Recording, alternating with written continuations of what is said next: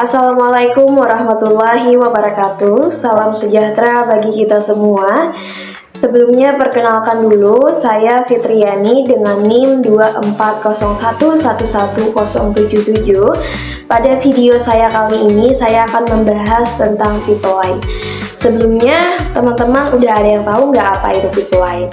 Jadi, pipeline ini adalah suatu cara untuk melakukan sejumlah kerja secara bersamaan, tetapi dalam tahap yang berbeda yang dialirkan secara kontinu. Pada tahap pemrosesan dengan pipeline, pemrosesan ini akan selalu bekerja sehingga memaksimalkan kerja mikroprosesor. Oke, kita langsung aja ke video prakteknya ya. Nah, ini tampilan utama ketika kita masuk CPU simulator. Kita klik compiler tadi. Setelah kita masuk ke halaman compiler, di sini kita bisa membuat sebuah program. Nah, di sini saya akan membuat sebuah program yang bernama IX1. Oke, saya ketik dulu programnya. Nah, setelah program ini jadi, sekarang saya akan mengcompile program ini dengan cara mengklik compile di bagian kiri bawah itu. Setelah diklik, akan menghasilkan output seperti ini. Sekarang kita load and memory. Nah, maka apabila sudah seperti ini keterangannya, program ini telah sukses di load and memory. Nah, ini tampilan program setelah di load and memory. Oke, langsung aja kita coba jalankan. Kita klik run. Nah, ini adalah tampilan setelah diklik run tadi. Tampilan ini akan otomatis terus bertambah pada setiap angkanya. Coba lihat di bagian kanan atas pada general Preview CPU Register, di bagian reg itu bisa dilihat R01 sampai R05 terus bertambah angkanya dan akan terus berjalan sampai 20 kali. Nah, selanjutnya kita akan melihat tampilan pipeline-nya. Langsung aja klik show pipeline. Seperti ini terjadi sebuah pemrosesan, itu tahapan-tahapannya. Oke, sementara kita menunggu runtime-nya berhenti, di sini saya akan jelaskan dulu tentang color code yang ada di pipeline stage ini. Nah, di sini terdapat 9 warna. Yang pertama itu page, artinya mengambil instruksi dari memori. Yang kedua itu decode, artinya menerjemahkan instruksi. Yang ketiga, read over ends, artinya mengambil data yang dibutuhkan. Yang keempat itu execute, artinya menjalankan instruksi. Yang kelima, write result, artinya menyimpan hasil. Sedangkan yang keenam itu stage busy, artinya tahapan pipeline lagi penuh. Yang ketujuh itu data hazard, artinya data belum siap tapi sudah mau dipakai. Yang kedelapan itu control hazard, artinya masalah akibat percabangan atau branch atau jump. Yang terakhir itu indexing, artinya menyelaraskan urutan instruksi. Nah, runtime-nya di sini sudah berhenti. Terus klik off. Jadi warna-warna ini tadi nunjukin tahapan kerja pipeline CPU dan masalah yang bisa muncul. Dengan memahami ini, kita bisa lihat gimana pipeline bekerja lebih cepat tetapi tetap aman dari error. Pada tampilan ini ditunjukkan proses instruction pipeline pada CPU simulator. Setiap instruksi diproses melalui beberapa tahap, mulai dari fetch, decode, read over end, execute hingga write result, yang ditunjukkan dengan perbedaan warna pada pipeline stage. Pada instruksi lompat seperti JMP dan JGT terlihat adanya jeda pipeline yang menandakan kontrol dependensi karena CPU harus menentukan alur instruksi berikutnya. Di bagian akhir pada instruksi HLT muncul warna ungu yang menandakan indexing, yaitu CPU memastikan seluruh instruksi sebelumnya sudah selesai sebelum program dihentikan. Statistik di bawah menunjukkan proses berjalan hingga selesai dengan total 836 clock dan CPI sekitar 5. Nah, bagaimana jika kita mereset program ini lalu menghilangkan centang pada no instruction pipeline? Apa yang terjadi? Oke, kita reset dulu programnya. Setelah di reset, kita masuk lagi ke show pipeline. Oke, kita klik show pipeline. Terus kita klik no instruction pipeline. Kita hilangkan itu. Kita coba dengan tidak mengklik itu. Oke, kita kembali ke tampilan semula. Oke, kita keluar dulu. Oke, langsung aja kita jalankan. Kita klik run. Nah, Di sini di sebelah kanan atas itu bisa terlihat ya, itu R01 sampai R05 itu berjalan terus. Sekarang kita show people line. Nah, warnanya lebih berbeda daripada yang tadi, lebih berwarna. Di sini terdapat color code yang baru yaitu data hazard dengan CPI 1,92. Nah, sekarang kita coba menambahkan satu instruksi NOP. Kita klik instruction, terus insert above, terus kita klik miss apa itu yang di atas ya. Terus, nah itu instruksi NOP. Terus insert instruction, klik, terus kembali ke tampilan awal. Oke. Terus kita coba jalankan di sini. Kita klik run, Oke. Dia berjalan dan nah, runtime-nya sudah berhenti. Kita show people line. Saatnya show people line. Nah, di sini color code-nya berbeda daripada yang tadi. Di sini instruksi NOV-nya ada bubble warna purple, P-nya juga ada bubble warna purple. Warna purple itu untuk mengatasi dependensi data, dan di sini juga tidak terdapat color code warna merah yaitu data hazard. Pada bagian statistik, clock-nya itu ada 28, instinct-nya ada 10, CPI-nya ada 2,8 dan SF-nya ada 1,79. Nah, di sini saya mau menghapus instruksi NOP-nya. Kita klik NOP-nya dulu, terus kita reset programnya dulu. Kita reset program, terus klik NOP yang tadi. Oke, sudah diklik, terus kita klik delete. Oke, setelah di delete, kita klik yes. Oke. Terus kita coba jalankan programnya setelah dihapus NOP-nya. Oke, kita klik run. Oke, dan runtime-nya berhenti. Kita klik OK, terus kita show people line. Nah, ini warna-warna baru yang muncul. Di sini ada sedikit perubahan di people stage-nya. Tadi ada 2 bubble warna purple, sekarang juga ada 2 warna purple, tetapi tadi satunya di NOP dan satunya di HLT. Sekarang dua-duanya di HLT yang pertama dan HLT yang terakhir. Dan tadi bubble warna yellow, warna kuning, stage busy-nya cuma ada 2. Sekarang ada 3.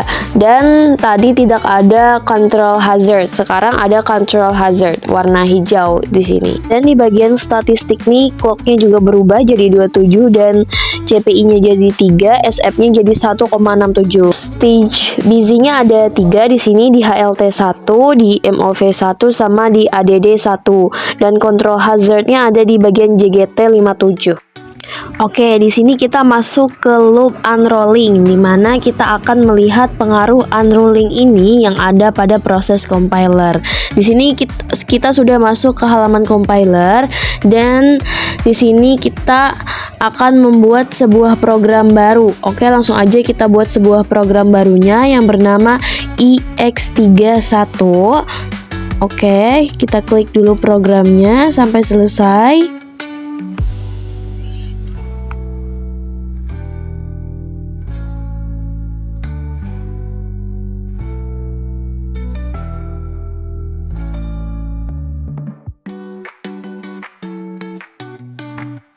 Nah, sekarang programnya sudah selesai saya ketik. Sekarang kita sebelum dikompil kita masuk ke optimize. Nah, kita berikan centang kepada enable optimizer. Oke, setelah diberikan centang kita langsung compile. Oke, kita klik compile dan compile. Nah, di sini kelihatanlah outputnya setelah diberi centang enable optimizer. Nah, ini ketika sudah kita compile. Nah, coba kita lihat pada kode size-nya yang bernilai 37 ya. Oke, sekarang kita load in memory. Ini setelah di load in memory. Di sini pada CPU instruction in memory sudah terdapat penambahan instruksi dari program yang baru tadi, EX31. Nah, di sini udah ada 2 program. Yang satu program yang lama, yang terbaru ini EX31. Nah, setelah ini kita akan kembali ke compiler. Oke, sekarang kita sudah di halaman compiler tadi. Sekarang kita akan memilih opsi loop unrolling pada enable optimizer. Di sini kita sudah mencentang enable optimizer-nya ya. Kemudian di sini sama seperti cara yang kita lakukan pada redundance tadi. Sekarang kita akan memberikan centang pada apply loop unrolling on loop. Oke, kita cari mana ya? Cari ke bawah. Kita hilangkan dulu centangnya di situ. Nah, ini ketemu. Oke, setelah ketemu kita compile. Kembali ke compile. Apa nih lagi? Oh, diubah dulu, diubah jadi 2. Program yang kedua. Oke. Setelah diubah namanya jadi EX32, kita compile dan inilah outputnya. Ya, perbedaan kode size-nya sekarang 30 berapa itu? 56 ya. Di sini ada perbedaan kode size-nya yang sekarang 56, yang tadi 37. Sekarang kita load and memory. Oke, setelah load and memory berhasil. Sekarang ada 3 program di sini dengan 2 versi program yang ada di layar CPU instruction in memory. Nah, di sini runtime-nya dijalankan. Nah, sudah berhenti ini. Sekarang kita show pipeline. Nah, ini dia. Terdapat bubble warna purple di sini 1 di bagian HLT terakhir. Ada DR01 terdapat 3 page. Sekarang kita coba menghilangkan centang enable hazard sound. Oke, kita kembali lagi ke tampilan awal. Nah, setelah kita hilangkan centangnya tadi, kita pilih program EX31 itu, kita reset dulu. Setelah kita reset baru kita run. Oke, sekarang kita klik run dan dia berjalan di bagian general purpose CPU register. Bisa dilihat R01 sampai R05-nya berubah-ubah. Nah, runtime-nya sudah berhenti. Sekarang kita show pipeline, klik. Nah, ini setelah diklik show pipeline, dia dalam tahap pemrosesan. Oke. Nah, runtime-nya sudah berhenti, kita klik OK. Di sini terdapat bubble warna yellow, purple, sama green. Bubble warna kuning terdapat di JMP6, di HLT, di ADDR01, dan di JMP6. Bubble warna hijau terdapat di JGT26, dan bubble purple terdapat di 2 HLT. Data hazard-nya di sini 0. Baik, di sini saya akan menjelaskan kembali fungsi dari bubble warna purple ini untuk mengatasi dependensi data. Nah, di sini kan terdapat bubble warna hijau yaitu control hazard.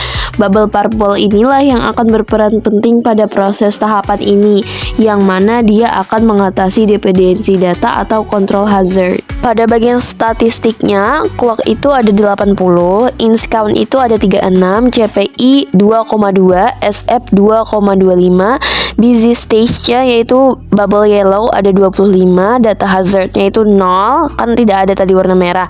Control hazard-nya itu 9, ada 1 bubble tadi di JGT26, dan injection-nya itu ada 8. Sekarang di sini kita akan mencoba program yang satunya yaitu EX2 itu. Kita reset dulu. Setelah di reset baru kita run. Oke, programnya berjalan dan runtime-nya berhenti. Setelah itu kita show pipeline. Kita lihat bahwa di sini pada instruksi ADD register 01 terdapat 3 page. Kemudian pada HLT terdapat 3 page juga, dan terdapat 1 injection-nya yaitu bubble warna ungu yang fungsinya tadi untuk mengatasi dependensi data. Nah, sekarang kita akan melihat kembali kode size-nya. Kembali ke tampilan compiler. Nah, kode size-nya masih 66, masih sama dengan yang tadi. Program sebelumnya kita telah mengamati bagaimana mengatasi dependensi yang terjadi pada proses pipeline menggunakan compiler. Saat ini kita akan mengamati cara lain menggunakan compiler untuk mengatasi dependensi pada proses pipeline. Sekarang kita berada di tampilan compiler. Nah, kita sekarang hanya menggunakan redundance code-nya aja. Kemudian setelah dicentang kita kembali lagi pada edit source untuk menambahkan program baru. Nah, programnya sudah jadi. Programnya bernama EX51. Sekarang kita klik optimize. Oke. Lalu kita mencentang optimize code dependencies. Sekarang kita cari dulu mana ya. Oke, optimize. Nah, ini ketemu. Kita klik lalu kita ubah jadi EX52. Oke, sekarang setelah diubah, kita langsung aja compile. Kita klik lagi compile. Nah, programnya sudah menghasilkan output seperti ini. Sekarang kita load in memory. Oke, ini tandanya sudah berhasil. Di bagian CPU instruction in memory ini terdapat perintahnya. Di sini ada move, ada HLT.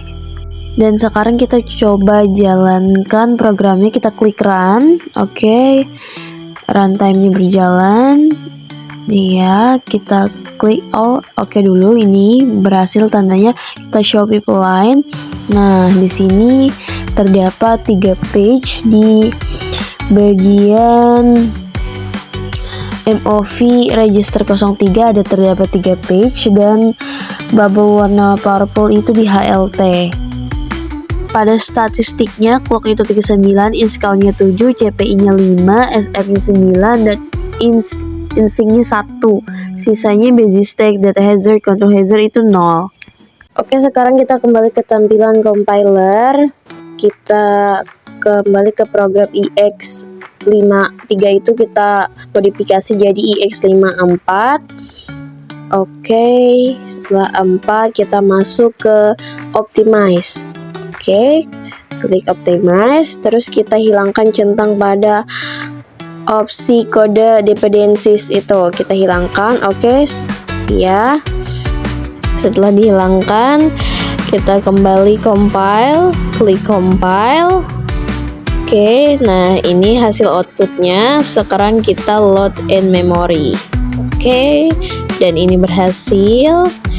Nah, di sini ada tampilan 2 versi program, EX52 dan EX54.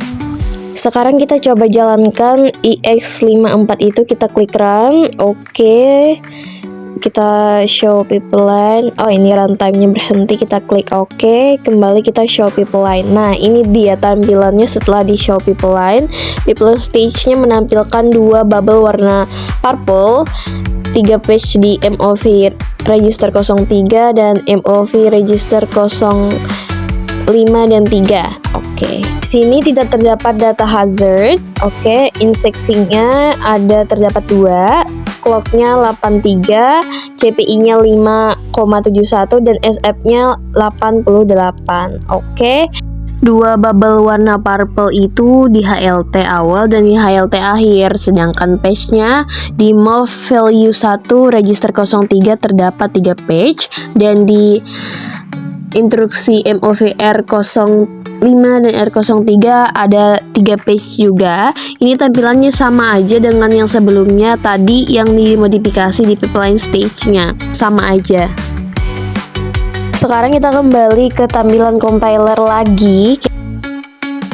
Kita klik optimize, kita hilangkan centang optimize code dependencies. Oke, kita compile. Oke, ini di outputnya, kita load in memory dan berhasil. Kita coba jalankan, kita klik run.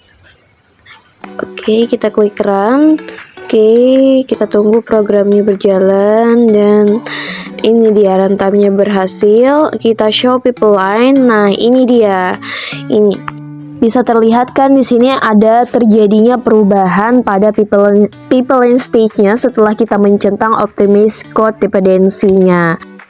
Sekarang pada instruksi MOV value 1 register 03 terdapat 3 fetch, di MOV register 03 dan register 01 juga terdapat 3 patch, dan di instruksi MOV register 05 dan register 03 terdapat juga 3 patch di sini, dan ada terdapat bubble warna ungu ya di HLT sini. Inchecking di sini ada bernilai 1, di clocks-nya 41, ins count-nya 7, CPI-nya 5,86, SF-nya 85.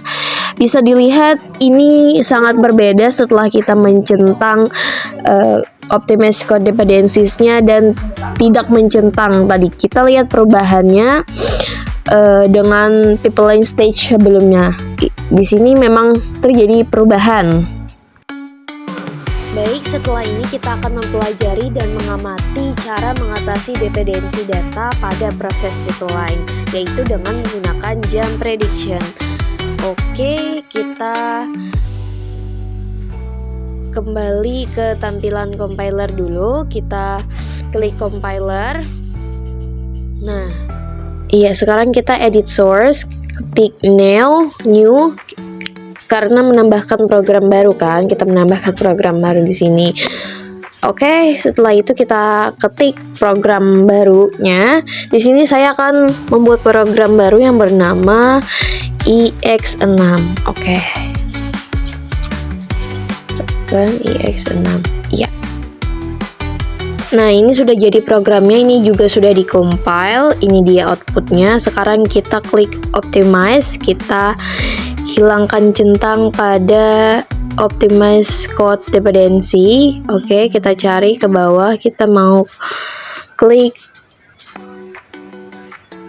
Oke, kita hilangkan.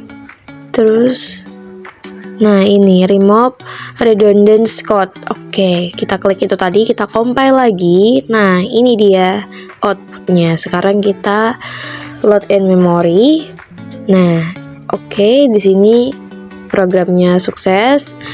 Oke, sekarang kita coba jalankan program EX6-nya. Kita klik run. Oke, dia berjalan. Ini di sini sampai 40 kali ya. Tuh, lihat bagian general previews-nya tuh dia berjalan terus dan angkanya akan terus bertambah. Kita show pipeline. Nah, ini dia. Di sini masih dalam tahap pemrosesan. Dia akan berhenti setelah runtime-nya berhenti. Sekarang runtime-nya sudah berhenti, kita klik OK, kita show pipeline. Oh, ini langsung ke pipeline stage-nya. Oke. Di instruksi JGT64 di sebelah kanan terdapat 4 color code, yaitu page, decode, read overrun, dan execute. Terus di sebelah kirinya terdapat bubble warna hijau tua, yaitu write result. Terus di bagian HLT itu terdapat satu color code ungu, yaitu indexing, satu bubble warna ungu. Itu nilainya ada 4 ya. Di bagian statistiknya di clock itu banyak banget ya. Di CPI-nya itu terdapat 5,00 dan SF-nya 50. Di indexing-nya terdapat nilainya 4, sisanya stage, busy, control hazard, data hazard itu kosong, tidak ada. Oke, sekarang kita akan memilih opsi enable jump prediction di tampilan pipeline stage-nya. Sebelumnya kita reset dulu programnya.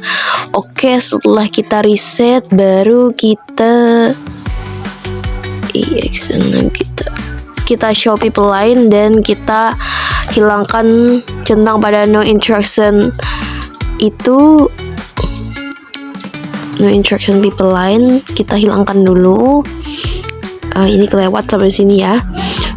Oh ya, kita hilangkan dulu di sini. Nah, udah muncul. Kita klik centang enable jump prediction. Oke, setelah itu kita run dan ya, dia terus berjalan sampai 40 kali tadi. Nah, ini dia, lebih berwarna daripada yang sebelumnya. Ini masih tahap pemrosesan ya. Runtime-nya sudah berhenti. Kita klik OK, kita show pipeline. Ini udah langsung ke pipeline stage-nya ya. Nah, di sini color code-nya bermacam-macam sudah. Ada busy stage, ada control hazard, ada indexing-nya juga. Oke. Kita lihat pada instruksi HLT di atas terdapat satu bubble warna kuning yaitu busy stage dan bubble warna ungu itu indexing. Di instruksi JGT64 juga terdapat color code warna hijau muda yaitu control hazard. Dan di bagian instruksi ADD value 1 register 01 terdapat satu warna kuning lagi yaitu stage busy, dan di bawahnya itu di instruksi CMP value 10 juga terdapat bubble warna kuning. Dan di bagian HLT terakhir terdapat bubble warna ungu yaitu indexing. Terus pada hasil statistiknya, clock itu ada 534, inch count-nya ada 297, CPI-nya ada 1,97, SF-nya itu 2,54, busy stage-nya itu ada 435, data hazard-nya ada 45, control hazard-nya ada 50, dan inseksinya ada 41. Nah, sampai di sini dulu simulasi mengenai pipeline di CPU simulator dengan beberapa cara dan tahapan tadi ya. Semoga simulasi ini bisa bermanfaat bagi kita semua, terutama bagi saya sebagai orang yang menyimulasikan pipeline ini. Semoga kita bisa belajar dan bisa paham ke depannya, lebih paham maksudnya daripada yang sekarang. Amin, amin ya rabbal alamin. Oke, melalui video praktek ini dapat dilihat bahwa instruction pipeline merupakan teknik penting dalam arsitektur CPU untuk meningkatkan kinerja dengan mengeksekusi beberapa instruksi secara paralel. Dalam prosesnya, pipeline tidak lepas dari permasalahan seperti data dependensi dan kontrol dependensi yang dapat mempengaruhi efisiensi eksekusi. Melalui simulasi ini diperlihatkan bagaimana CPU menangani dependensi tersebut, serta bagaimana peran compiler sangat penting dalam mengoptimalkan pipeline, seperti dengan pengaturan ulang instruksi dan sinkronisasi eksekusi, sehingga alur proses tetap berjalan dengan baik, benar, dan stabil. Video ini dibuat sebagai bagian dari tugas untuk UAS semester 3 untuk memahami konsep pipeline secara langsung melalui simulasi dan bukan hanya secara teori. Saya menyadari bahwa video ini masih memiliki keterbatasan dan ketidaksempurnaan baik dari sisi penyampaian maupun sisi teknis. Oleh karena itu, saya memohon maaf apabila terdapat kekurangan dalam video kali ini. Semoga video praktek ini dapat memberikan gambaran yang jelas dan bermanfaat dalam memahami cara kerja instruction pipeline pada CPU. Sekian simulasi praktek dari saya mengenai pipelining di CPU simulator. Semoga bermanfaat bagi kita semua dan sampai jumpa di video atau semester berikutnya.